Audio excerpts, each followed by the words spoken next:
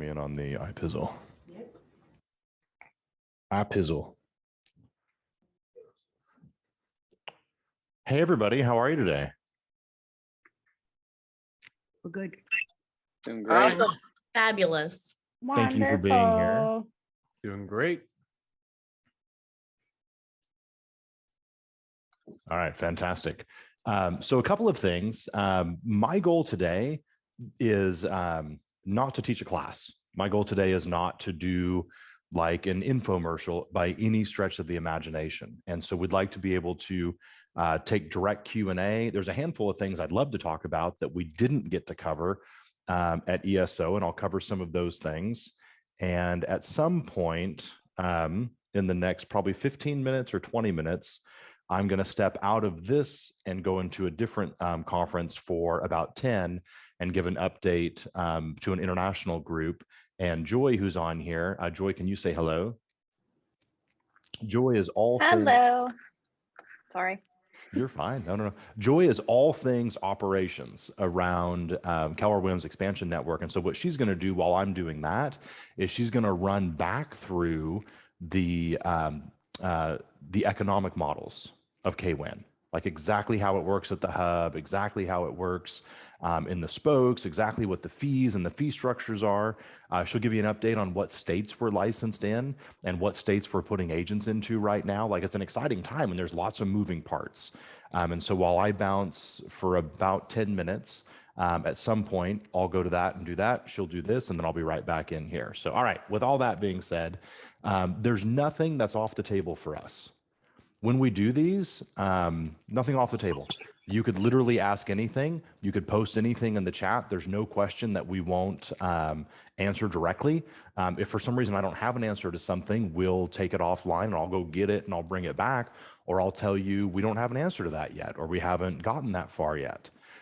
So the majority of you were at ESO this last week, or you were at the ESO we did digitally a couple of months ago from international as well. So for those that I saw last week, thank you for coming. It's good to see you again. We will do another scheduled mastermind with this group on December 21 at noon. And that one's going to be recorded as well. And so my only request is that, are we having them registered, Lacey, or is it just open? Yeah, we'll have them registered. Okay. If you register for it, which you can get to at codygibson.com, that's the easiest place for me just to make sure everything is stored. If you go there, you can register for the one on Tuesday, December 21st. On that one, that's where I'm going to dig really deep, and I'm going to have 4 or 5 of my friends who run big expansion businesses, and we're just going to talk about compensation models. Like, how do you pay? What do you pay? What have we learned? And one of the things that we've learned is that we tend to pay one way early on, and then you get to a certain size and the cost structure or the fee structure or the dollar share structure tends to change, and then it begins to do this. Most of us as big expansionists, like in the beginning, we're wide, and then we kind of get more like each other the bigger we get with growth or with scale. And so on that one, on the 21st, that one the best we can. I'm sure we'll take Q&A and we'll talk generics as well. But the goal there is just to talk about comp. Like, how do we pay people? What do we do? And how does the compensation work really well? What are some of the pitfalls, like some of the mistakes people make, and how to deal with the money on it? All right. Whew. With all that being said, I've got lots to always talk about. Is there anything in the chat that we want to cover or talk about first? Hello from San Francisco. Hi, Kat. Thanks for being here. Pablo, thanks for being here. Is there anything you want to ask on the front end? If it has to do with expansion, it's wide open. We can literally talk anything.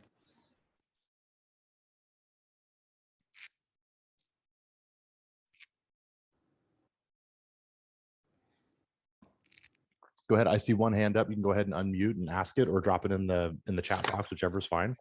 Okay, Cody, I think what I am finding, like in my market center, is that they need more information.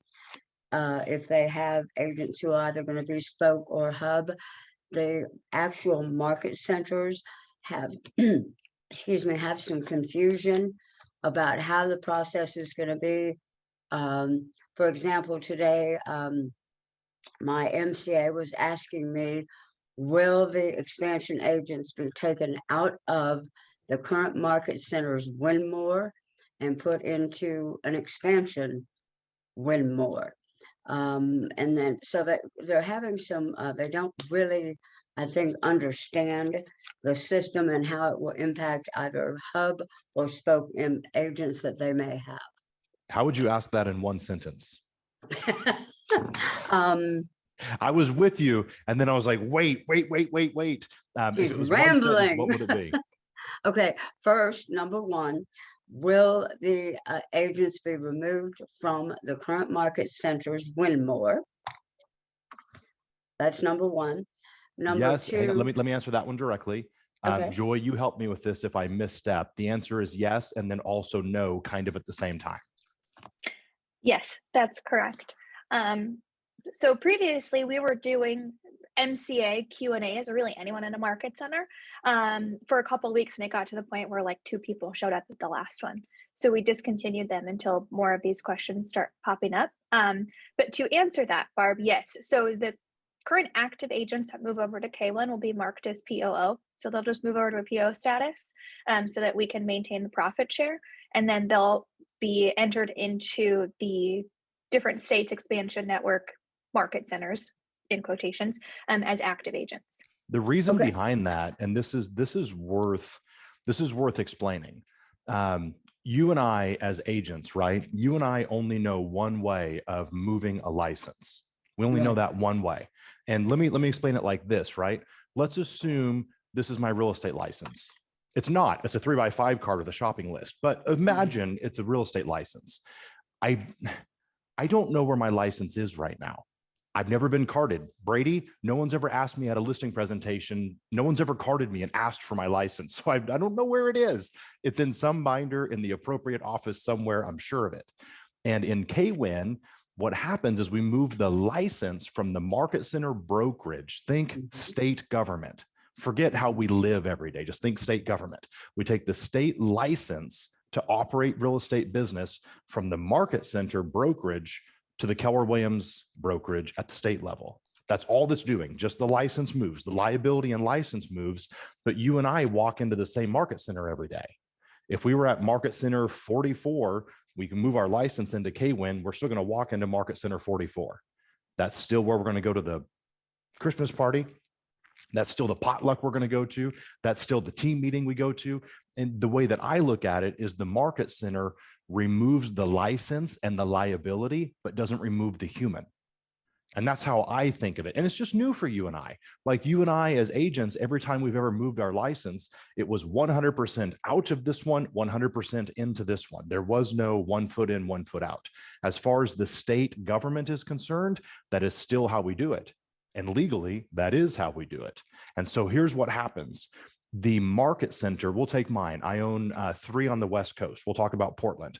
The market center I own in Portland, if I have an agent who moves from the market center to Keller Williams Expansion Network, the state brokerage, KWEN, whatever term you want to use, the production of that agent goes with the agent. The MLS will no longer show their sales at my market center. They can't because it's a different brokerage. What Barbara is asking is more internal within Keller Williams. Barbara, we can do anything we want.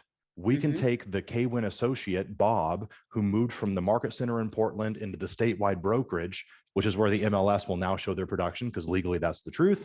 We can still internally go back and say, wait, let's add Bob's production back to the market center because they're still tied to the market center as a human being. So we can do that internally. So my friends who run market centers, we don't have this completely done yet.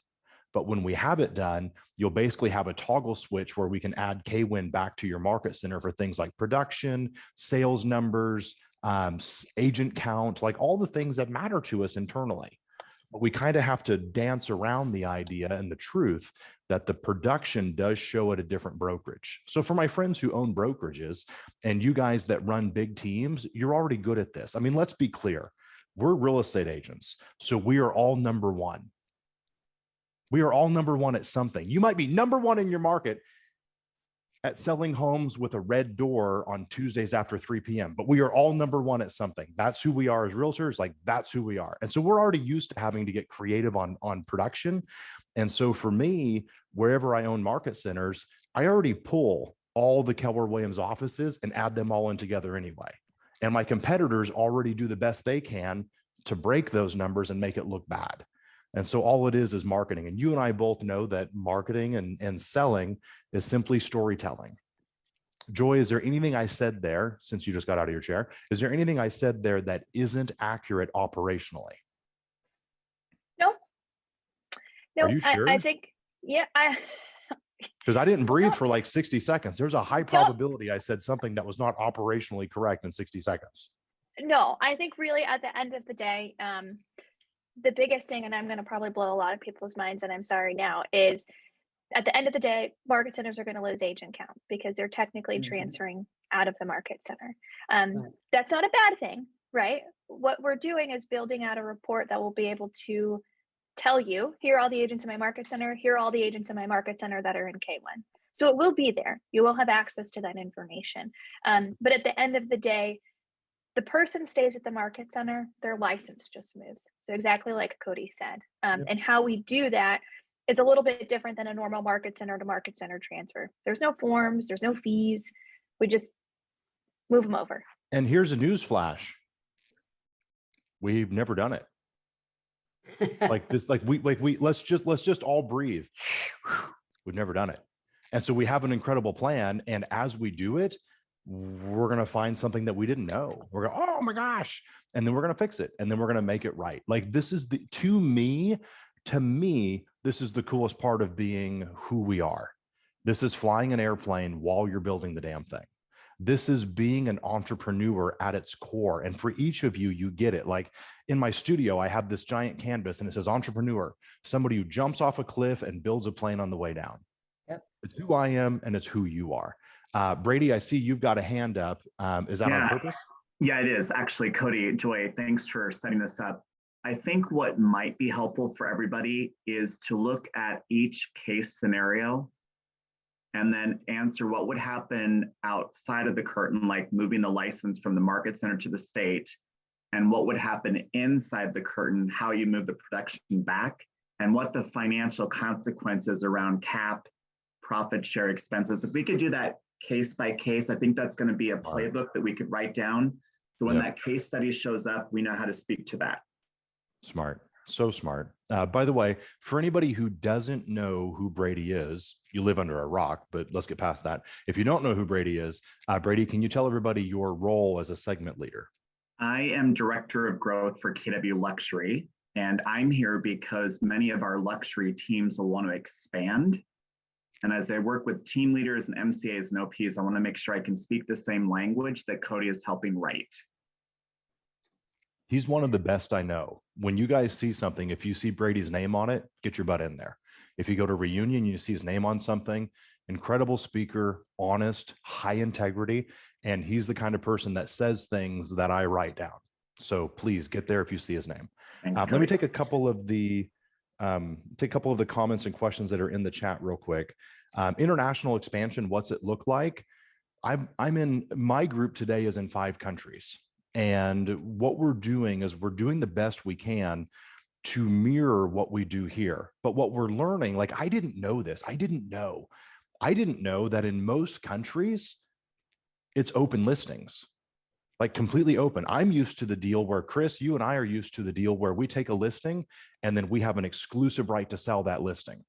Now, back in real estate school, we all learned the 4 or 5 different realities, but none of us use them. Like we all just use exclusive right to sell, like 99% of the time is what we're used to. And what I'm finding in almost every other country is that it's 100% not done that. They are open listings, meaning whoever brings the buyer, I mean, it is ridiculous. It's also completely common and expected that it's not weird that at closing, the whole thing dies or falls apart, or the client or customer says, yeah, I'm not paying anymore. And then you all sit there and go, like, I don't know what to do with this. It has 100%, it has made me appreciate how we do business in the US as real estate agents. Like, I am like, oh my gosh, if we think we're difficult sometimes, internationally is real difficult. At the same time, about a year ago, we said in my group, we're going to go figure it out. And one of the things that I've learned is that when I don't feel ready, I'm probably ready. And if I wait until I'm ready, I'll probably never do it. And so we've got people in those 5 countries. And I'll move to the next question. But my initial thought as a business is I have partners. I think we're in South Africa, we're in Portugal, we're in Mexico, we're in Canada. There's one other country that we're in. But for me, we're working to learn. We are not working to earn right now. If I can break even and learn a bunch of stuff, that's a win for me. I am not there trying to make profit. And I think that that's one of the biggest lessons I've learned from Gary over the years is you either work to learn or you work to earn. And my first 2 expansions, like my first 2 cities, died in a ball of flames. And one of them, I lost almost 300 grand in 2 years. It was ridiculous. And I didn't have 300 grand to lose. It really, really hurt. But what I learned, and that would have been 2011 and 2012, what I learned, well, I'm still using. And what I learned, I'm still winning with. And so I think that I would say that to everybody on the call when you ask, like, when's it time to expand or how do I know? If you're interested in doing it, I think it's time. Go learn something. What's the worst thing that happens? What's the worst that happens? No one's taking your birthday away. You're not going to lose that. So it's like the worst thing that happens is you learn a few things and you lose a little bit of money somewhere, but you take that lesson and use it somewhere else. No problem. Like, it's easy. We ready on the other one? Cody, I think Mike has had his hand raised for a hot minute. Oh, Mike, go ahead. Oh, Mike, you're muted.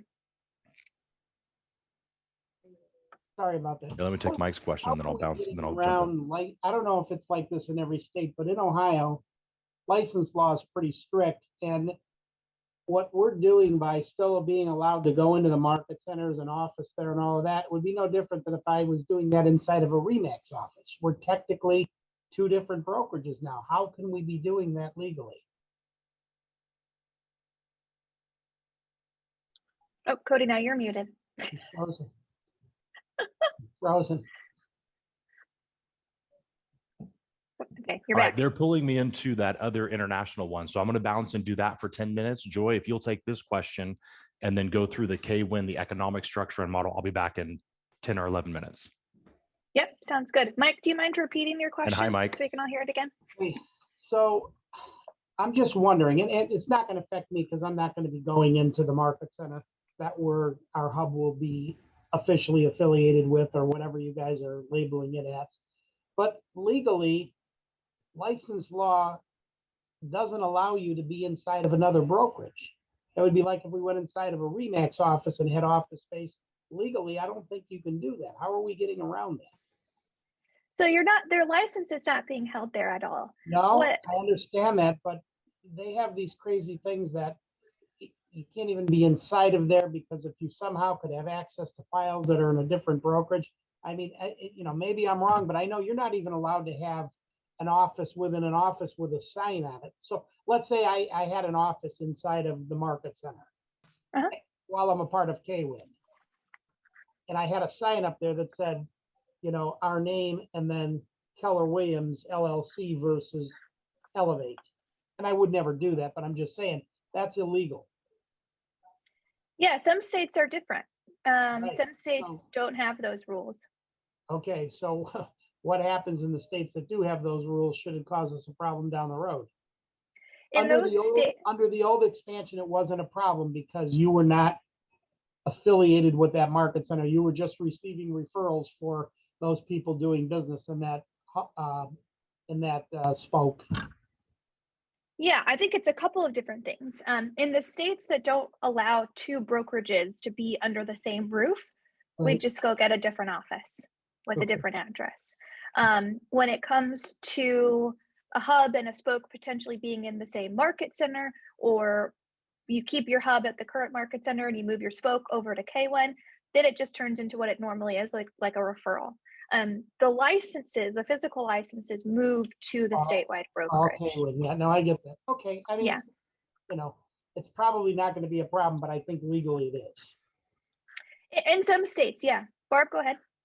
But what I was gonna say is, it's just like if we go into another Keller Williams office, we can go into any office and do like a closing in the conference room. I mean, we're allowed to go into other offices and do that without it being a conflict of interest. Also, in a lot of states, people are allowed to have concurrent licensing, especially brokers. You can have I hold 2 or 3 different broker licenses in the same state. I also have my KWEN office inside of my market center that I work with as well. So that has not been a legal issue or problem for any of the states that I'm handling. Well, I know in Ohio it would be. Wow. Almost positive.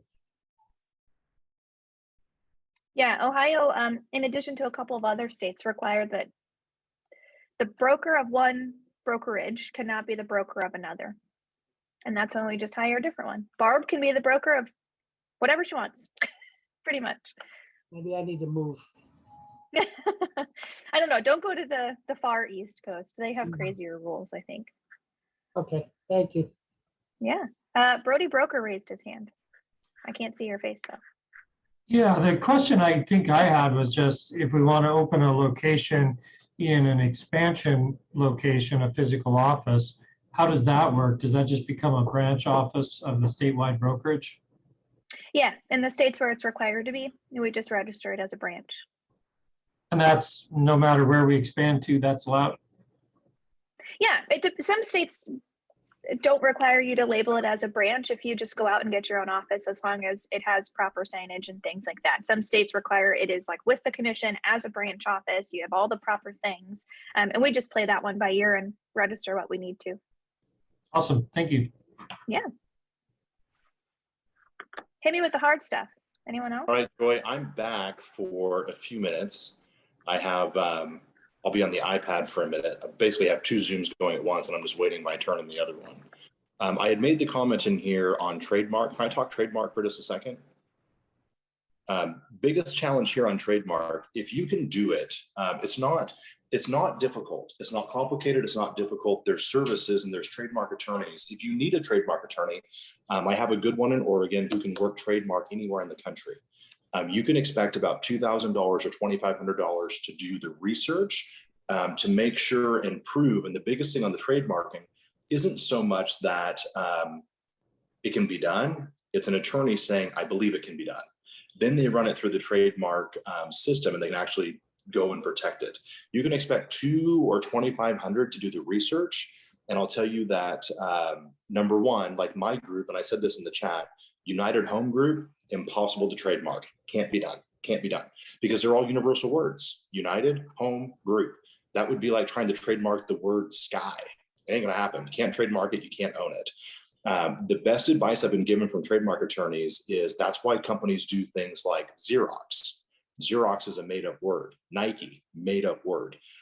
Those are really, really easy to trademark because they're made up. They're not universal words. So anyway, if you're interested in that, shoot me an email at codygibson@kw.com and I'll send you, his name is Leonard. He's really good. I don't know if he's the very best on earth, but he's really good and I've used him before. I'm happy to use him.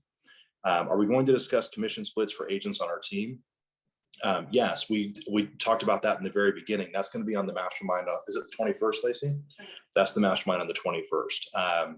Kirk, that's awesome. Just send me an email and I'll connect you to Leonard on that. There was another one in here. Let's see. Systems and models to work to mitigate that risk. Yep, got that. Standard MLS. Yep. All right. Am I missing any questions, Joy? I just jumped back in the chat for a second. Not that I can see, just someone requesting trademarking and org chart. Yeah, perfect. Yep, we can do both. I'll tell you one of the things on expansion that comes up repeatedly over and over and over is what's my value proposition going to be?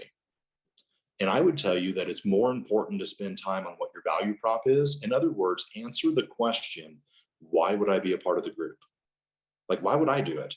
Why would I come to this group and essentially share? I mean, in essence, the majority of us are about a 50-50 share or 50-50 split. And so what would you have to offer to make it worth 50% of the commission? And what we almost all start with in the very beginning on expansion for a value prop is leads or lead generation. The second would be coaching and training. Don't overlook the fact and don't overlook the value that you bring to the table. Let's say that you've been a realtor for however long and you do however much business, and you're going to work with this expansion partner directly. That's a big deal. That's a really big deal. That's bigger and better than any local mentor. That's bigger and better than any mentoring program. Like, that's an incredible value proposition. And if you're gonna go on this walk with them side by side, the next big value prop that tends to work the best is take the things that a realtor should do that doesn't. The very first one that comes to mind is database management. You and I both know that that's where we fail as an industry. And one of the greatest values that you can bring to the table is by partnering with somebody and saying, listen, you hand over your database to me, and we're going to work it together. Now, when you're expanding, here's one of the challenges with working with people's databases. And the first one is this, and you just need to solve the challenge and answer the question for your business. What happens if the associate leaves the organization? There's two things on this. Number one, have a divorce clause on the front end. You are better off for any person that joins your expansion business to have a divorce clause. In other words, if and when we ever break up for some reason, here's what you can expect from me, and here's what I can expect from you. Part of the divorce clause, Lacey, can we share ours? Like the portion of our ICA that talks about divorce clause. Like if we break up, here's what happens. Okay, so what we can do is, if you want it, I'm always hesitant just to post it somewhere. But if you want my ICA, just email me, or Lacey, if you want to do a jump form. I can send it out after recording. Oh, perfect. All right. So Lacey, you're welcome to take my ICA, and it doesn't mean that it's perfect. It just means it's the one that I'm using. And ICA, of course, is independent contractor agreement. And so it's the agreement that I have with my partners.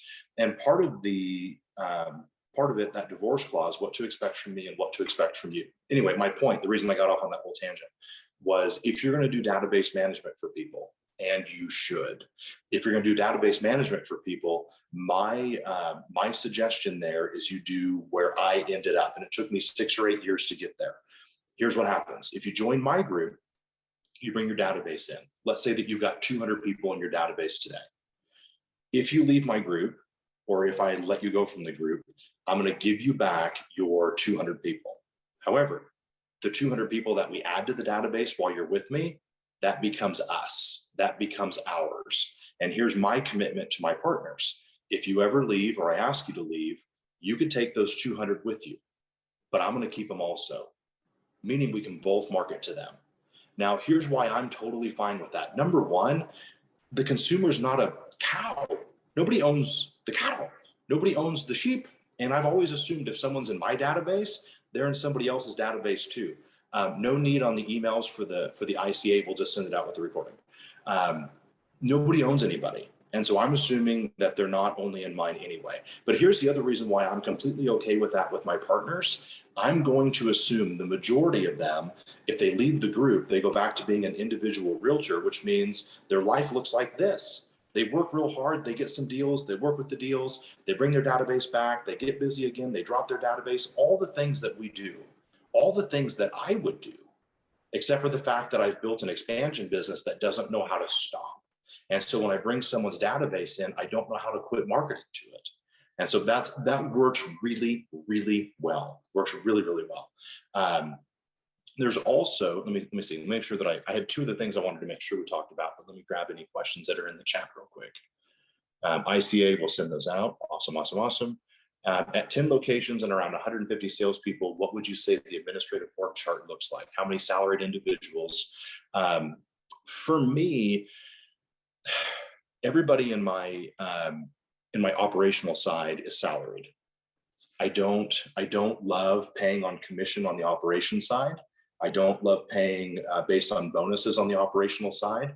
A bonus on the operational side, and this isn't an evergreen answer, but it is more true than it is not true. And most of us do it this way. On the operational side, we work really hard to keep the majority of their income salary. And a good rule of thumb, maybe 10% could be bonused. So we'll take 50,000 for lack of a better term. If you're going to pay an operations person 50, I would tell you a good rule of thumb is maybe 50 in salary and 5 in bonus, 45 in salary, 5 in bonus. Operational people who are amazing operators, the majority of the time, they're not great at being on commission. They're not great at not knowing what next month's income is going to be. You and I live that roller coaster, and we have for a long time as well. So for us, and if you put you and I in a box and say, here's all you're going to make, you and I freak out. We're like, what? What? Like, you put us in an administrative role and we go, wait, we're only getting paid twice a month. Peace out, Cub Scout. I'm not doing that. That's not enough money. Like, you and I want to get paid every couple days. A great administrator, a great operator, if they think like one, they want to know that they can lean on that income and it's going to be there. And so for us, it's mostly salaried. I will tell you that it's no different than building a restaurant where you get really busy and you're making money, and then you go, wait, we got to hire 2 more servers. And we got to hire another host or hostess for the front door because now we're busy. And so then you go, great. So now we're going to add more expense. We're going to drop back down in profit again. And then we're going to get busy again. We're going to find our profit margin again. And we're going to run on that runway for a little while. And then we're going to go, great. Now we're busy again. We need even more operators. Quick thing on the operations side. We believe that maybe one of the most important roles for a company this size, 10 locations, 150 salespeople, like your director of operations becomes an executive role. That director of ops is no longer somebody who's running files and file management. When you have 3 locations, that director of operations doesn't make it untrue. It just means that person's probably touching files. They're probably running deals. The director of operations at 150 salespeople, if they know any clients' names, they're probably doing it wrong. Like, they shouldn't know the clients' names. They should know the transaction coordinators and the TC names and the file ninjas names, or however it is that you call these people. They should know them really well. But if they're intimate in the deals, 150 salespeople, they can't be. All right. What have you learned about which have been the most critical hires around that 10 locations? For me, we started hiring sales management at about 20 or 22 locations. In other words, I was the sales leader for the first 15 or 20 locations. And I looked down one day and we were in 20 locations, might have been 18, but you get the point. We were in about 20 locations and I couldn't remember anybody's names. Like, there was too many. Like, I had exceeded in career visioning. Gary talks about like a span of control and how many people you can directly manage or directly be in charge of, if you will. And 20 we had broken. And so I started bringing on sales leadership. The problem was I couldn't afford a direct sales leader. So Abby, I didn't have the money for a good sales leader. So I had to take somebody from another one of my locations who was doing really well. And I had to say, listen, I want you to be a player coach. You got to keep selling, killing it. But on top of that, I'm going to let you go and run and be a leader over here. And that worked really well from about 20 locations to about 40 or 50. At 40 or 50, now that person was in the same position I was in and couldn't remember who was who. And then we started at about 50 locations. We brought on our first just director of sales. And their only role was sales leadership and growth of the company. And we've run with that role now from 50 locations to today we're 112, 114 locations. And the agent count, like our agent count today is 250 people. And so that director of sales, if he went on a listing appointment, I would lose my marbles. Like, no, you can't go on listing appointments. Like, you've got to, like, your listing appointment is a new regional director or a new agent for the company. So I say all of that to say this. I had the title sales director at 15 or 20 locations, but the job of sales director was not the same then as it is today. And so that's the challenge with some of these terms, right? We use these terms, but the jobs don't look the same. I have an executive assistant, but I had an executive assistant when I was a realtor selling homes directly. My EA today does not do the same job they did then. Lacey, are they ready for me back in the other one? All right. I'm going to bounce back into the other one. I'll be back in here in 10 minutes. Joy, if you'll take operational questions that I can back. Ops questions. Hit me with them. Hey, Joy, it's Brady. Hi. My phone is blowing up from people that are in the room who want to talk about those case study scenarios, so we can get real granular on that.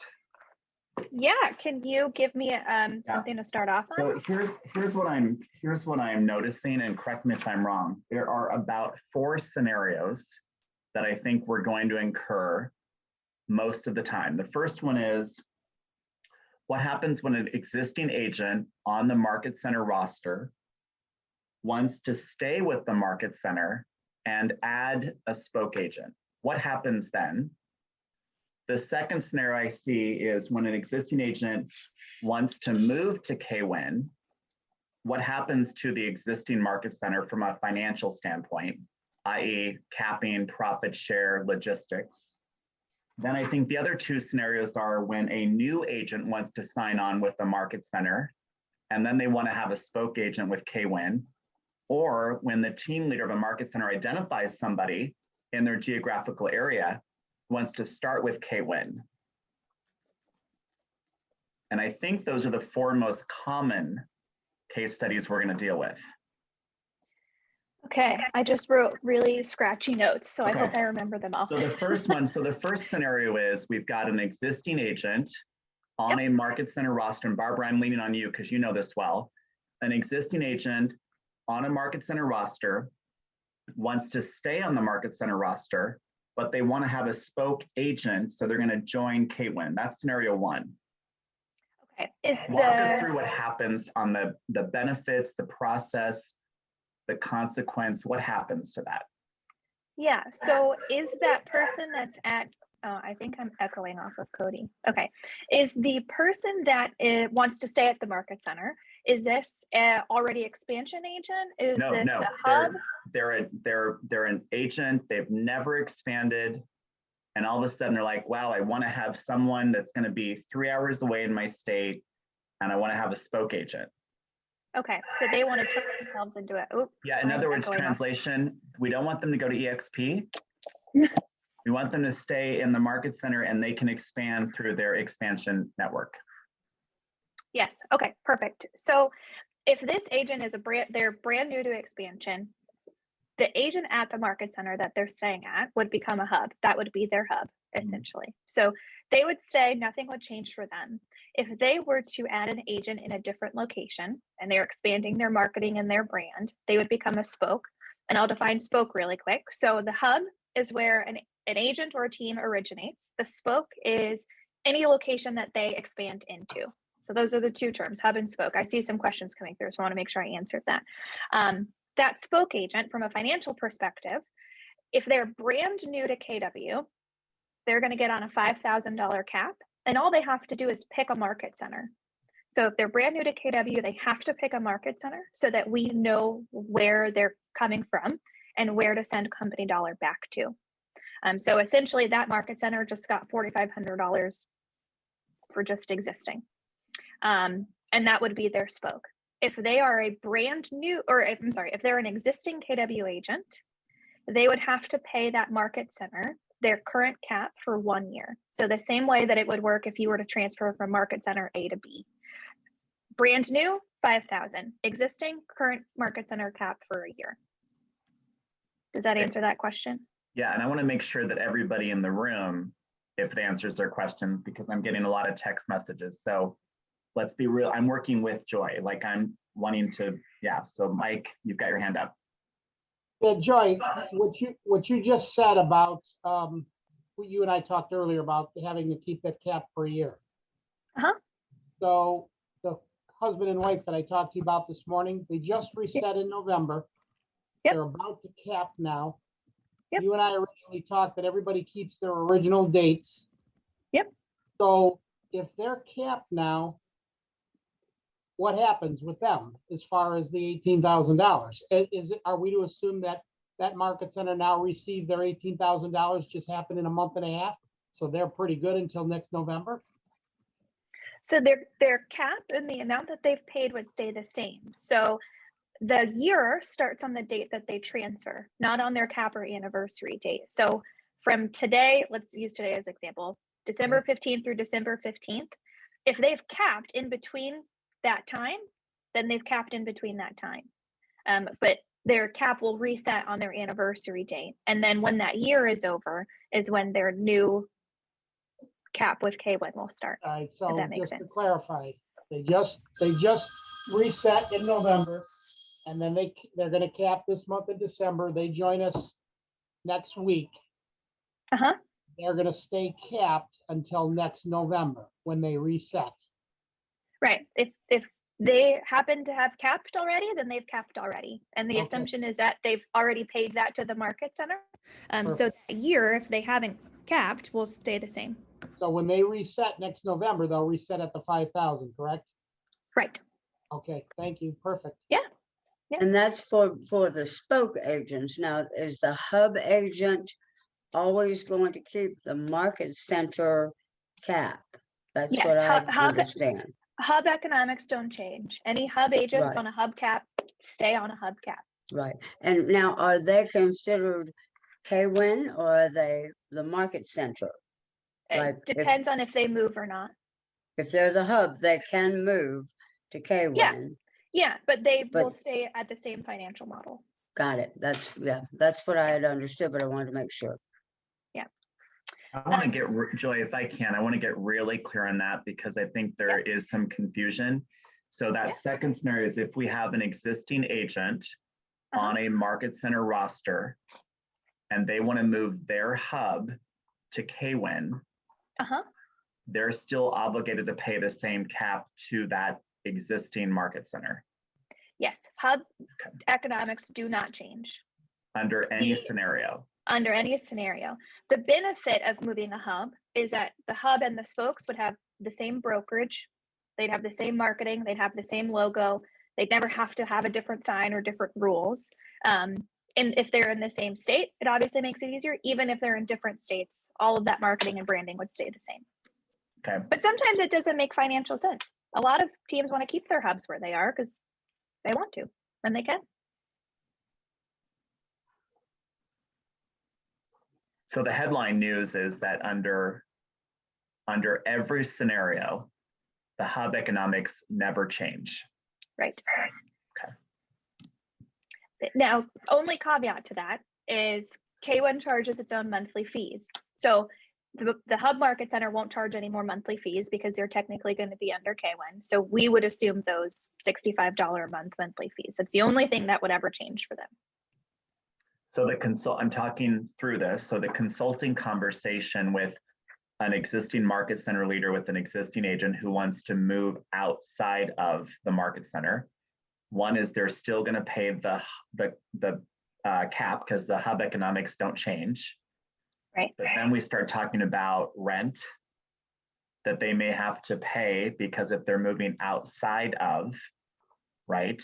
They're moving outside of the market center. They may have to be thinking about, am I going to run this from my home? Am I going to run this from a virtual space? Am I going to run this from an office space? Yeah, it comes down to the same. Oh, I think I'm coming off of Cody's thing again. I was going to try to mute him, but I can't. We tell the host market centers, so I'll throw another term at you guys, host market center. So the market center where you originated from, where your license transfers from is your host. If that market center agrees to continue letting you pay whatever rent you're paying to rent an office space from them, they can. If they decide to start charging you for copies because you're not on inside of their brokerage anymore, they can. We leave it up to the host market center to sort of decide those things. Now, there are, kind of like Mike brought up earlier, certain rules in certain states where you may not be able to office out of the same physical space if you're under a different brokerage. I haven't really come across that scenario yet, but that is something to consider. Brady, I think your third question was... I think the third scenario is you've got a new agent, not currently with Keller Williams, wants to sign with a market center, and they want to add a spoke agent to KWEN. Yes. So if, I'm coming off of Cody again. I'm going to mute him. Existing hub, right? They recruit in a brand new agent that they want to make a spoke, right? Okay, perfect. That brand new agent, they're brand new to KW, would immediately, their license would go to KWEN. We would have a sort of pseudo onboarding with whatever host market center they chose. So that host market center would never get their license, but they would need to enter them into Winmore, mark them as PO, and then we would actually just get their license from the beginning. But we do have to work through that channel, and they'd be on a $5,000 cap because they're brand new to KW. What about the scenario where an agent coming from Compass wants to move over to a KW market center? They want to have their license in the market center. For whatever reason, they want to pay the cap of the market center, and they want to have a spoke agent 3 hours away with KWEN. Is that possible? Sure, why not? So that's the third scenario I was going with. They want to join the market center, put their license in the market center. They're going to pay the cap of the market center, and then their spoke agent is going to sign up through KWEN. Yeah. Right. So their license will be at the state level under KWEN. And then I think that fourth scenario is what you described, which is they're coming from Compass over to KWEN. They're going to pay the $5,000 to $5,000. Then they're going to have to plug into a market center. Geographically, that plug-in market center, that Tesla supercharger will get $4,500, and KWEN will get $500, right? Yep. I can't think of a good reason why somebody would have one licensed at the market center and another licensed at KWEN in the same state. If they want to, there's going to be a good reason. Somebody has one. And if they do, we're okay with that.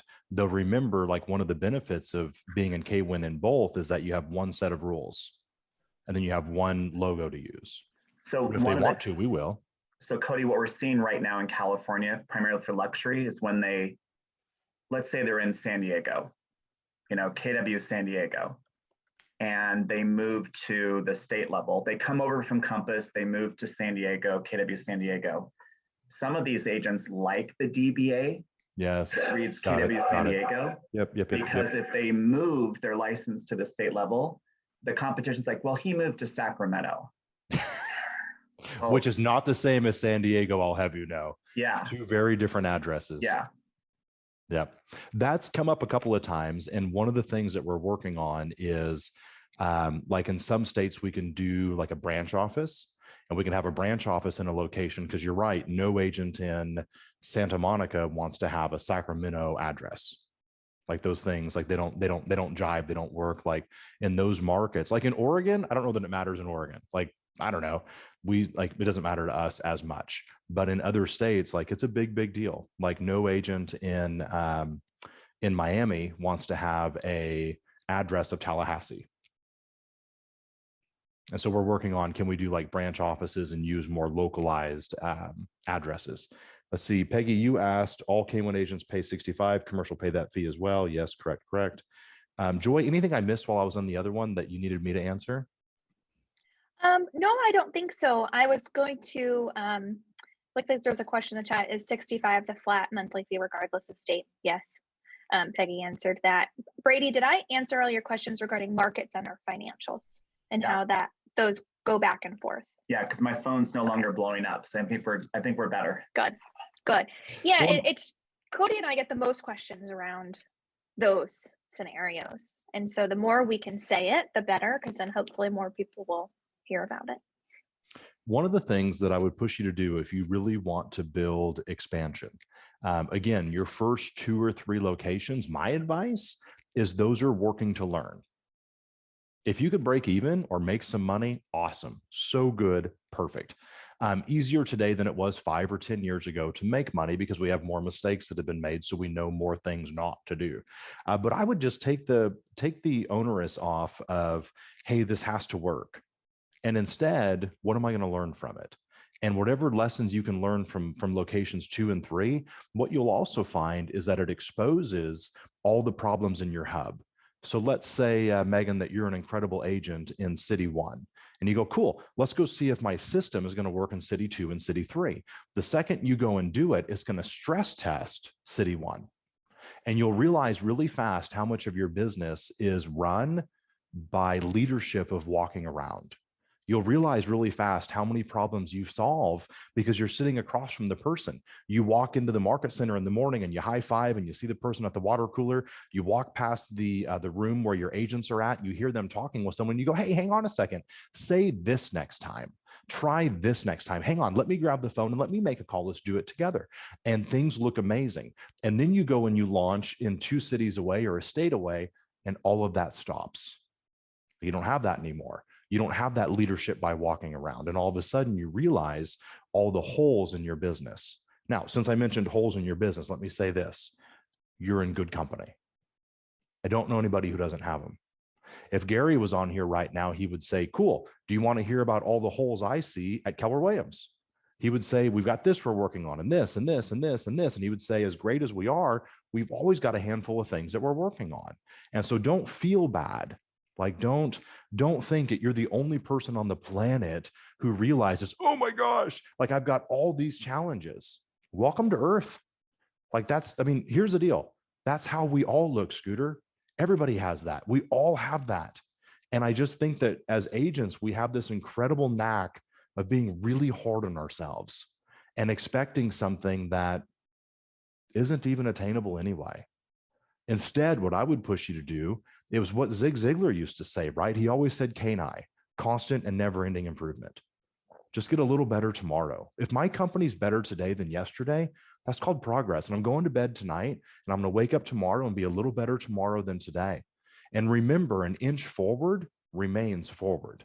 Still forward movement. You can't beat somebody who doesn't stop. And so if you're going to do this expansion thing, go do it. Like, we're living in the era of agent. We're not living in the era of broker or franchise. This is the era of the agent, knocking down millions of dollars in GCI, not millions of dollars in volume, commission. Like, you've got realtors today, just breathe. You've got realtors today who make more money than most large brokerages make. That's crazy. That is crazy. And it's awesome. All right. What else can we answer? What can we talk about? I want to make sure, like, I don't want to give a class. I want to answer questions or talk or mastermind. Is there anything we haven't talked about that we need to? Cody? Yes. There were 2 questions kind of at the beginning of this that I'm not sure we've answered yet. And I think it would be really valuable for the people here to hear it from you. Cool. Corey asked, can you talk about your key leadership for your expansion organization? And Rhonda asked, they're getting their systems and documenting their processes before they expand. What else should they be doing? So let me take those one at a time. So Corey, my man in NorCal, asked, give me the question again. To talk about your key leadership for your expansion organization. Got it. I think that there's 3 key leaderships, and I think that they stay the same. Those 3 are evergreen, regardless of how big the company gets, but their roles change. In other words, early on, we wear a whole bunch of hats. Think about it. Sorry, got COVID. I actually don't have COVID, but think about it this way. Back when you were a brand new agent, you wore every single hat. You were the lead generator, you were the lead converter, you were the agent, you were the flyer maker, you were the transaction coordinator, you were the everything to everyone. That didn't mean the jobs didn't exist. It meant that you were really quickly taking off and putting on hats. And I think that's important to remember about my comment coming next. I think there's 3 key leadership roles in every expansion business. Number 1 is going to be visionary. Who's the person who sets the vision? Who's the person who sets the vision for where we're going and how we're going to get there? A lot of times that might be a director of sales, or that might be a rainmaker. Like, somebody needs to be the visionary. Number 2, someone needs to be the manager. And those 2 things aren't always the same. Remember, you and I are probably, usually, more often than not, we're cut from a cloth that we're better at being visionaries and we're terrible at managing. GK will tell you, in fact, if you were in the room last week, Patrick, he said, I'm a terrible manager. He's like, I'm a bad manager. I'm a really bad manager. I throw a whole bunch of stuff. I run away. I come back. He goes, I am not a great manager.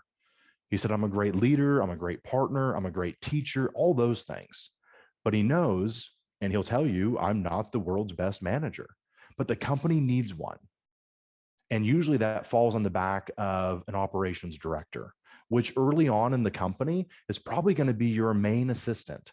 Like your main assistant is probably going to at some point wear the hat for a certain period of time, like locations 2 through 8 or 2 through 12. It's probably your admin, it's your EA, who's also probably the head person over all the transactions. They're probably also the operations director at some level. They're the person saying, hey, we got to turn this in. Hey, we got to have this. Hey, this needs to be taken care of. The third role is something around technology. You don't get to build a big business and expansion and not have somebody at the controls of technology. In my world, that technology person also oversees our PPC. Like they oversee the pay-per-click.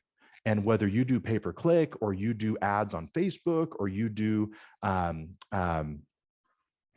like a Google, not Google ads, but what the hell is it when it's native? Organic. Gosh, like whether you focus really heavy on organics, whatever it is, you need somebody at those controls. And I'll tell you, the wrong person for it is you and I. The visionary is the wrong person because we run in and we get really excited and then we run out and we get really excited about something else. So those are the 3 key leadership roles that I think are absolutely mandatory on the expansion side: visionary, operations or management, and technology. Now, over time, it might be somebody who has 3 or 4 jobs at once, and one of those is one of those jobs, but over time, it's going to be one. So today, I've got one person whose job is technology.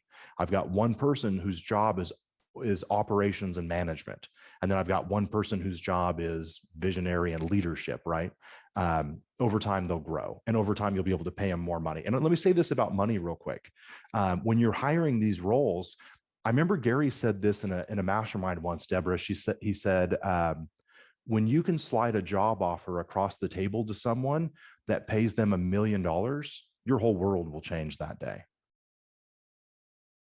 I'm not there. I don't have $1 million job to slide across the table to somebody, but I do have an organization today that can slide a job across the table to somebody that pays them 100 grand in salary, or pays them 300 grand in commission, or pays them 300 grand in bonuses. And I didn't have that 8 or 10 years ago. So I say that to say this: as you grow, you're going to level up who you get to hire. And so what I would say is this: you hire the best your money can buy today. And then that person either grows with the company and you can pay them more, or you got to level up and upgrade them. But you buy the best player you can today. You and I are like running sports teams. We have a salary cap. Now, the Cowboys have a salary cap that's set by the league. You and I have a salary cap that is set by our commissions. Can't spend more than we make. At least, Brady, we shouldn't spend more than we make. And so that's our salary cap. So you hire the best you can and you run like hell. And then you upgrade that person. If it's the same name, great. If it's not, great. Which is why, like, if you ever look at my org chart, there's no names. Let me say it again, 0 names on the org chart. The org chart has titles, because if I put a name on there, I love people too much. And if I put Susie's name on there, I get really attached to Susie, and I can't. And so I would say this to that: businesses don't have heart. Human beings have heart. Businesses have missions, goals, plans, and objectives. They have a P&L. That's not a heart. Don't get that confused with human beings. So I'm really clear on the org chart. It's always just titles. So hopefully that answers the question. Megan, what was the second one? So Megan had to jump off, but the second question is, can you talk about preparing for expansion, when to expand? We're dialing in systems and documenting process in preparation for expansion. What else do we need to do before expanding? I'm going to say it like this, and I'll talk out of both sides of my mouth. Get ready and expand right now. I think you do both. I think if you ask the question, should I expand? The answer is in the question itself. The answer is yes. Because there's some things that you're never going to know until you go and do it. I mean, let me say it this way. What did you and I go and do? Remember, there was a day that we thought, I wonder if we should become a realtor. What did you and I really do before becoming a realtor, besides get fired from a real job? Like, what did we really do before becoming an agent? We just ran. Remember, one of your superpowers is that you build an airplane on the way down. Cool. Don't forget that. And so as much as we say, get prepared for this, do that, we're also right there saying, go, let's go figure this thing out. There's no, I mean, I don't know. I don't think there's a wrong time to do the right thing. And if expansion's in your sights and you want to go do it, I think you run and do it. That advice was different 7 or 8 years ago. 7 or 8 years ago, we were like, listen, you should probably save 150 grand or 200 grand. You should have these reserves. You should do these things. Today, it's so much easier and cheaper and less expensive to expand today. That advice doesn't work anymore. You could expand today and only be $5,000 or $10,000. It doesn't need to be hundreds of thousands of dollars. And if I were to tell you that you should save 200 grand before you expand, I would have never expanded. I didn't have 200 grand until I was in dozens of locations in extra money sitting around. And so I feel like I'd be insincere by saying that. And so if you have an appetite for risk, get after it. Just mitigate the risk. So I think if you're asking, I think you go and figure it out. Whitney said, can you still work around, or can you still work and consult with your local market center broker, but have all business run through KWEN? Let me answer this question 2 ways. Way number 1, let's pretend the real estate commission is listening. Hell no, you better call that broker that is the broker of your company and only that broker. And if you call anybody else, it's inappropriate. Joy, did I say that correct? Does that make your operational senses feel good? Are you happy right now? Is that good? Legally, you can only talk to the broker that is your broker. Yes. Now let's talk about real life. Okay, great. You're Yeah. at an event and you walk by someone and they have a name tag that says broker on it. And you go, hey, there's a broker. I got a broker question. That broker, if they're smart, is going to either A, tell you I can't answer your question, or B, they will say, hypothetically, if an agent who worked for me asked that, my answer would be this to them, you better go check with yours. And so here's what I know about most brokers inside the Keller Williams system. We do it the right way. Most of us would say, call your broker. If it's sticky, call your broker. If it's a really basic question, most would say, well, you're not one of my agents legally. If one of my agents asked me that, my answer to them would be ABC, but that can't be my answer to you because I can't give you the answer. Now, what you should do is go and double check that answer. Joy, have I said that okay? Because you have the reality and the legality of it, and then you have the real life. You know where most people get their answer to broker questions? A Facebook group or a Facebook forum. So that's what people are doing. They're on there going, what do I do? And they get 85 different answers on there. So we're already doing this at some level. I was in one of those groups the other day and I was like, dude, you should 100% ask your broker. And then I DM'd the person because I knew them. And I said, dude, seriously, go and ask your broker this. You just got 80 different ideas and 80 different opinions. None of them are going to help you when you get in trouble. Now, speaking of brokers, let me give you my opinion around the question we ask brokers. If you ask a broker, or let me say it this way, I'm only going to answer for myself. I feel like half the things I say, I should say on the front end, this is not the opinion of the organization. This is just Cody's opinion. The question to a broker for me is, how do I do this legally? That's my question. How do I do it legally? Your job is to give me help on how to do it and not get in trouble. I do not make a practice being a mega agent of asking my broker, do you like my idea? Let's just make peace with the fact that I'm probably nuts. Let's make peace with the fact that I'm probably going to try a whole bunch of stuff, Brady, and I'm just going to see what happens. Your job as my broker is not to tell me I should or shouldn't. Your job is to tell me how to do it correctly and legally so neither one of us end up in jail. And neither one of us end up losing our license over this. With that being said, I'll then say this. As a mega agent, you and I believe ask for forgiveness instead of permission, which is true most of the time. That is not true when it comes to your license. You don't mess with that. That is your printing press for money and opportunity. And so we don't ask for forgiveness if it's a license issue. And so my question is always, Pablo, how do I do it legally? And the broker goes, it's a terrible idea. And I'm like, I know most of mine are, but if I was going to do it, how would I do it legally? Just tell me how to do it legally so I don't end up in trouble. And they go, all right, well, if you were going to, and you shouldn't, but if you were going to, you should do this.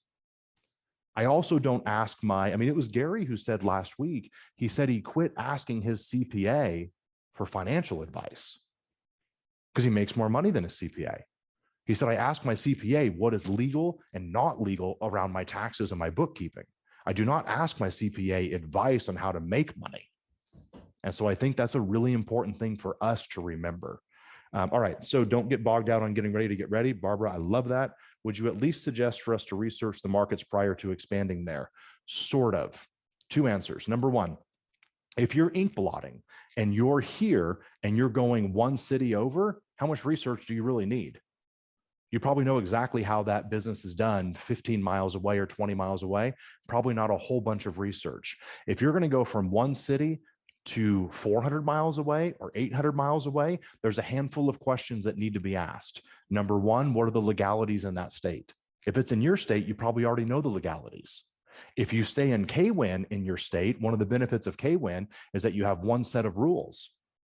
If you're in 8 market centers in one state, you might have 8 different sets of rules. One market center says yes, one says no, and it's not right or wrong. It's appropriate.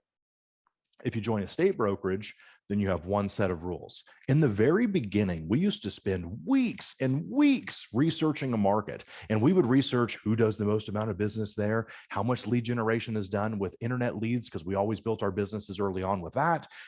Who does geographic farming there, like who are the big agents there? We used to do tons of research. Today, we literally do no research on the market. If we have a partner that wants to be with us there, or if we want to be there, we just go. And we could launch a city in a matter of 2 or 3 days. In the beginning, we couldn't.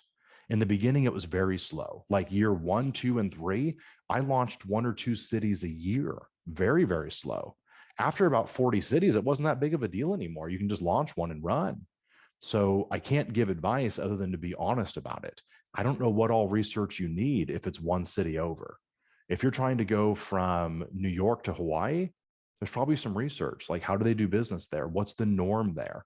One of the things you might find, like I live in Oregon, we close at title companies. There's 8 or 10 states on the East Coast that are attorney states. They don't close at title companies, they close with attorneys. And that's wildly different than what I use in Oregon. And so there's a little research there, but none of that would probably stop you from expanding. Catherine, thank you. Managing broker, perfect. Hub always stays same economics. We have a hub with 3 half caps. Great, perfect, perfect, perfect. Also, let me say this around the hub too. Let's say that you're in KWEN and you're at a hub and you've got a team cap of, we'll just say $44,000 for lack of a better number. You got a team cap of 44. If in 2 years, the team cap at your market center goes to 41 for some reason, then the market center just tells us and we start charging 41. That's not an evergreen number that's set in stone till the end of time. At the same time, let's say that something happened and your market center's team cap goes up by $4,000. Whatever it is, they're just going to tell us and you're going to know, and then we're just going to charge whatever that says we should charge. So there's no problem there. Whatever the hub economics are, they're always going to be the same. For my friends who run market centers, you should be recruiting to the market center with KWEN. You should be going to all the mega agents in your city and saying, hey, come and join Keller Williams, join KWEN with me, and let me help you take your brand across the state. Let me help you take your brand across the region or across the country if you have an appetite big enough for that. And one of the benefits I can offer you is an easy button to go do it. And remember, what we're after the idea of being digitally based and physically enhanced. We're not living in a world where we think we have to choose one or the other. And let me say it like this. For years, agents have said, are you prospecting based or marketing enhanced? Or marketing based. The very best agents we know do both. One agent goes, do you lead gen or do you just work your database? The very best agents we know do both. I believe that if you want to run a giant business, we have to get really good at saying and instead of or. You do both. You do all of it. At some point, you do all of it. You might build your business with 4 or 5 lead gen levers. All of a sudden, you have an expansion business that is this big. You'll start bringing on lead gen levers that you never used when it was just you selling homes. That's good. That's a good thing. There's no lead gen system or lead gen lever that I ultimately don't want in my company. Maybe I never did sociographic farming. I just need to build a business big enough that I can hire someone who focuses on sociographic farming. Just because I didn't do it doesn't mean I shouldn't do it. Anything else we could answer? I hope this is helpful. Like we're just kind of rapping on ideas and questions, but anything else? Cody, there was one more in the chat from Catherine. As a managing broker for my team, if my license is at the main office and the agents are at different offices, do I have a connection to their broker when a challenge exists? What's the genesis of the question? Catherine? Yeah, so Cody, if the broker that is in the main office is, well, first off, when I bring on an agent in the Keller Williams Puget Sound office, I sign a responsibility to be the second level responsible ahead of the broker for the actions of my agent. So the agent, hang on. So in Washington, to run a team in Washington, you're saying you have to be like a managing broker for Yes. your sales team, yes? Right. Yep. And the terms are different all over the country. So that's why I say managing broker for the sales team. Oh, yes. So if they move, so I have two questions. One is if we move their license because they'd like to be at 5,000 over to KWEN, then and that has a different broker, then I'm not walking downstairs or do I still walk downstairs? Am I still responsible? Ultimately, even though they're at KWEN, I'm responsible, I'm leading, I'm reviewing their deals. And then I take it to my broker for advice. So let me answer it this way. I'm in Oregon, so similar laws. For my sales team in Oregon, which is called Portland Real Estate Group, I have to have a principal broker's license or managing broker, different terms, but I have to be a managing broker to have a sales team that is a team in Oregon. I would be hard. I don't even know how I could move that team in Oregon into KWEN and have me stay a part of it if I'm not in it with them. Like I have to go with them and remain the managing broker of my sales team under the statewide broker. Just like right now, I'm the managing broker of my sales team under my principal broker at the market center. And so I have a very similar, like almost the same linear challenge that you have in Washington. So for you, if you wanted to remain the leader of that team, it'd be really hard if you weren't both in the state brokerage. Okay, Joy, Shailene, you're a great resource on this. Shay, am I saying that correctly?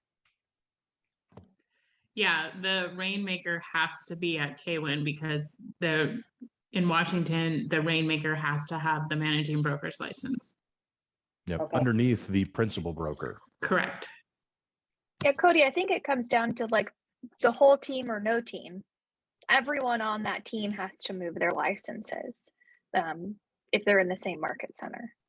Right, which makes sense. And like in the state of Oregon, if I had agents in a different office, I would need to go with them also. Otherwise, it would just, I don't even know how I could do it legally. So the same linear function you have now of doing it accurately is going to have to remain the same in KWEN. What KWEN does not have the power to do is change any state's governing around real estate law. Like we are stuck with all of their amazing ideas. I mean, we're going to comply with all of the rules and regulations in every state, even the ones that literally don't make any sense. Like we're not going to change the state. It was Gary this morning on the RD meeting said, listen, we can't change. Like, he's like, good luck changing these states. We are not changing their governing practices, which means whatever it has to be now is what it's going to be in KWEN. Catherine, So, does that answer your question or does it make it more confusing? No, it absolutely answers it. Let me take it one step further. So I have one of my agents is moving to Oklahoma. She's a great agent. So we want to, as soon as Oklahoma gets their state, then we open up with her being Team Red over there. Yep. Or whatever network name. I obviously have to work on the names. I learned that last week.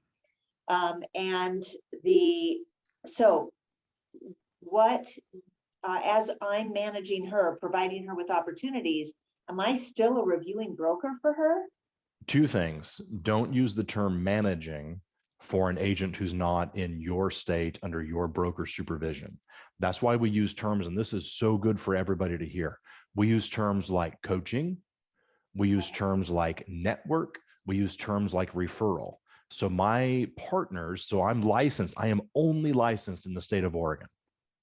I have partners in 28 states, and those partners in 28 states, management never shows up. They are only managed by their broker in that state.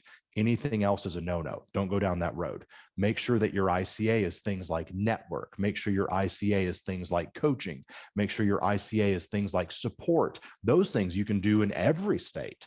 But if you have any management, I don't know how to defend that. Like, that doesn't pass the Your Honor test. It's like, well, Your Honor, I'm managing them, but really they're going to answer to their broker in Oklahoma. No, like, that's going to be, there's no sale there. So keep management out of it. You can consult, because that's legal. You can help, that's legal. You can coach and train, that's legal. Keep management out of it. And you won't be reviewing their transactions. What you can do, your Oklahoma partner can have their transactions run if it's appropriate in the state. Some states don't let you do this. Oklahoma, you could run their transaction files from Washington as long as you comply with all the Oklahoma rules, and Oklahoma is who is actually reviewing the file. In other words, your transaction coordinator in Washington, if you're a centralized service expansion business instead of decentralized, you're basically a virtual assistant. Okay. All right. Does that answer the question? Does that? Super helpful. Yes. Yeah. And so that's how we defend it to the state, because we've had states call us and go, whoa, hang on a second. How are you doing this? And we go, listen, our transaction coordinator here in Oregon, because we're centralized, we're basically a VA for this person. And all we're doing is going through the checklist for that broker in that state. We don't provide any management. We don't provide any oversight. We coach, we train, we're a network, and then we share money via referrals, because referrals are totally legal. This was so much clarity. Thank you. And then let me end that whole dialogue with, I'm not a licensed broker in Washington or Oklahoma, so go ask those. Thank you. That's my caveat at the end. By the way, anybody who asks me technical questions, like, you get what you paid for. What else can we answer? Anything else? I'm still good on time for 5 or 10 more minutes. And it wasn't like designed to be a class. We just want to talk. Is there anything else we haven't talked about that we could? Anything in the chat that I've missed, Joy? Not that I can see. I think that we actually answered a lot of the bigger life questions that we get. So for me, this was super helpful as well. So on the 21st, we're going to dig deep. We'll still take like general questions and generic questions. And by the way, this is all new to everybody. There's no bad question. And just because you hear it once and you still want to hear it a second time, perfect. Every time I say it, I know it better. So there is no redundant question. Like, this is all new territory. We're all doing something new. What'll happen though is on the 21st, we'll dig directly on comp models. And my goal there is, in the first 25 to 30 minutes, I'm just going to have 4 or 5 of my friends say, hey, here's what we do for a comp model. Here's how we do it. Here's how we split commissions. We're gonna cover, and I'll tell you the genesis of my company, like how we started doing it one way, and then we changed, and then we changed again. And even my mega agent team in Portland is still a different comp model than my expansion business. I basically have 2 different compensation models. And as you get bigger, you might always do it that way. Your local mega team that's your hub might always be a little different than the expansion business. And that's okay. There's nothing wrong with that. You can also go to codygibson.com for the links. That's the easiest place that I know I can control getting a link up and getting it out to you. If you can't make that one on the 21st, I know it's the week of Christmas. If you can't make it, if you're at least registered, that's our trigger to say, send you the recording. Like, we're happy to send it. You can watch it. You can keep it. You can do whatever you want to with it. But our goal is just to give 8 or 10 ideas. Let me say this around comp. Your greatest currency, and this is true for compensation, and it's true for running your business and running your life. Your greatest currency is never money. Your greatest currency is always going to be influence and proximity. It's not money. Let me prove my point. Let's say that it's you're heading into Christmas time, and you go to your favorite contractor and you say, hey, you hang Christmas lights. And what I want to do is tell my entire database that if they want to have Christmas lights hung up, you're the guy, you're amazing, and I've prepaid for 25% of the expense. Well, if you prepay with money, you're a fool. You prepay with influence. Your payment is not the dollars. Your payment is putting that Christmas light installer in front of 1,000 people in your database so they can build their business. You shouldn't be writing a check to that person. Your covering of that expense is your influence. It's your proximity. And so don't overlook that when you begin to start looking at how do you compensate agents. Don't overlook the fact that getting to work with you one-on-one, there's a benefit to that. If you wanted to be an incredible musician, and just think of an amazing musician out there that you love. Great, Miley Cyrus. Let's imagine you wanted to be an incredible musician, and Miley Cyrus said, listen, Brady, you can come hang out with me. You can go on tour with me. You can come and learn from me. You can come and do all these things. What is that worth? You know how little they could pay someone to be their assistant or be part of their team because of what you're learning directly? Like, what would you and I do if we could go and work directly in Gary's office and be an apprentice? I'd go work for free because of what I would get to learn. Don't overlook that. Don't overlook what you bring to the table because of who you are and what you do. We teach in Quantum Leap that if you don't know what your life's passion is, cool, quit waiting for the sky to open. Go find someone who does know their life passion and take a job with them. And you're going to get to watch somebody firsthand who works at theirs every day, and you might find yours along the path. All right, somebody asked, what are the next 5 states KWEN is looking to expand to? Depends on where we get licensed. Yeah, perfect, Joy. Like some of these states, we've submitted everything, and it's literally like waiting for a note back from the IRS. We're just like waiting, like, cool, toodle-doo. Like we're just here twiddling our thumbs, like literally waiting for them to say, here you go. In other states, we have challenges around like brokers. And I was like, all right, we got to get this done, and this done. But our goal right now is that we're licensed in all 50 states, including DC, by the end of Q1. Like that's our goal right now. And if we're at 47 and 3 happen in April, it won't be because we didn't want to do it. It'll be because we were waiting on that state. Like there's things that we can't control there. But we're starting now that we're licensed in a handful. Joy, it feels like every single week we're grabbing 1 or 2. Yeah, it does. Whereas it took months to get 1. Like it was months. And then we're like, Texas, yes. And then it was like nothing. And then like a month later, it's like, oh, these 2 states. And now it's like every few days we're seeing one come over the fence. Yeah. Yeah. It's fun. Yeah. Cody's right. It takes its time. I believe you just said Cody's right. So we should end on that note, whatever it was you said. Yeah, I think so. Go with that. Just this is the one time I'll hear it today. Thank you for being on here. I hope this is helpful just to be able to just talk and just go with questions. And there's so much to understand. So thank you for being here. The next one we'll do is the 21st. We'll focus on comp models, but we'll also take any generic questions as well. Lacey, if you'll drop my cell and email in here. Sometimes it's just a quick text. And so sometimes you just need a 10-second answer. Shoot me a text. Like I'm doing what you're doing. I wake up and run really fast. I go to bed, I'm still running really fast. That's the time we're in right now. Gary always tells us that you don't prepare for the market you're in because it's too late. You prepare for the market that you're going into. And so we're racing and we're running. If you need to shoot me a text, if you need a 10-second answer, shoot me a text. We're happy to talk one-on-one. Is Washington already set up? No. Washington, what do we think for Washington, Joy? Not too far off. Like 25, 30 days, 40 days? Yeah, I was about to say, last I checked, we had a broker. So yes, we do. So it shouldn't be any more than a month. Now, it depends on what they request, and it depends on how quickly they accept our application. So let's say in the next 30 days. There she is. Yeah. Yeah. So everybody, this is Shailene. Shailene is our broker for Washington and Oregon. And so Washington, you're thinking a month? Yeah.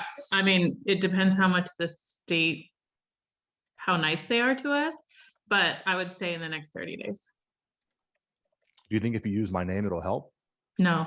Yeah, I don't think so either. So don't. Yeah, that's a bad idea. Yeah, so probably a month, maybe less than a month.